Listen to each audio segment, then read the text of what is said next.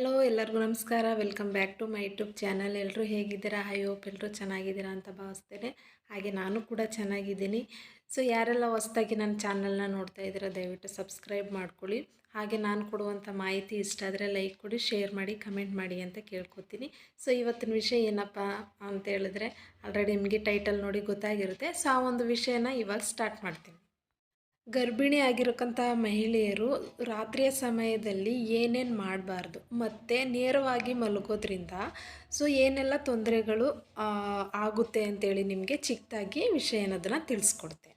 ಒಂದು ರಾತ್ರಿಯ ಸಮಯದಲ್ಲಿ ಅತಿಯಾಗಿ ಮೊಬೈಲ್ ನೋಡೋದು ಮತ್ತು ಆ ಒಂದು ಮೊಬೈಲನ್ನು ನೋಡಿದಾದಮೇಲೆ ಸೊ ನಾವು ಮಲಗುವಂತಹ ನಮ್ಮ ಬೆಡ್ಡಿನ ಪಕ್ಕದಲ್ಲಿ ಇಟ್ಕೊಂಡು ಮಲ್ಕೊಳ್ಳೋದು ಒಳ್ಳೆಯದಲ್ಲ. ಹಾಗೆ ಒಂದು ಗರ್ಭವತಿ ಸಮಯದಲ್ಲಿ ಸೊ ಹಶು ಅನ್ನೋದು ಆಗ್ತಾ ಇರುತ್ತೆ. ಸೊ ಆ ಒಂದು ಟೈಮಲ್ಲಿ ಏನು ಮಾಡ್ತೀವಿ, ನೈಟ್ ಟೈಮು ರಾತ್ರಿ ವೇಳೆ ಹಸುವನ್ನು ತಡ್ಕೊಳಕ್ಕಾಗದೆ ಏನು ಮಾಡ್ತೀವಿ, ಏನಾದರೂ ತಿನ್ನಬೇಕಲ್ಲ ಅನ್ನೋದಕ್ಕೆ ಸೊ ಏನು ಮಾಡ್ತೀವಿ, ನಾವು ಜಂಕ್ ಫುಡ್ ಅನ್ನೋದನ್ನು ತಗೊಳ್ತೀವಿ.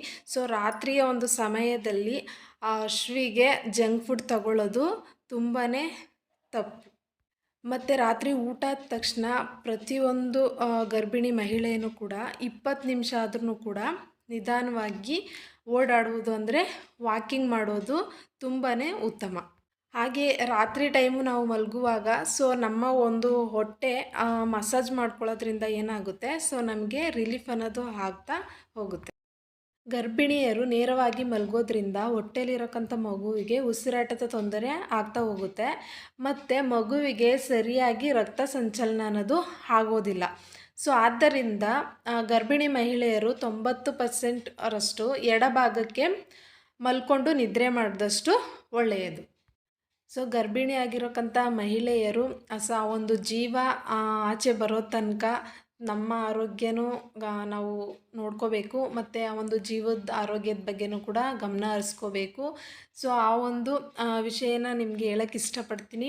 ಹಾಗೆ ಈ ಒಂದು ಮಾಹಿತಿ ನಿಮ್ಗೆ ಇಷ್ಟ ಆದರೆ ಲೈಕ್ ಕೊಡಿ, ಶೇರ್ ಮಾಡಿ, ಕಮೆಂಟ್ ಮಾಡಿ, ಹಾಗೆ ಸಬ್ಸ್ಕ್ರೈಬ್ ಆಗೋದನ್ನು ಮರಿಬೇಡಿ. Thank you.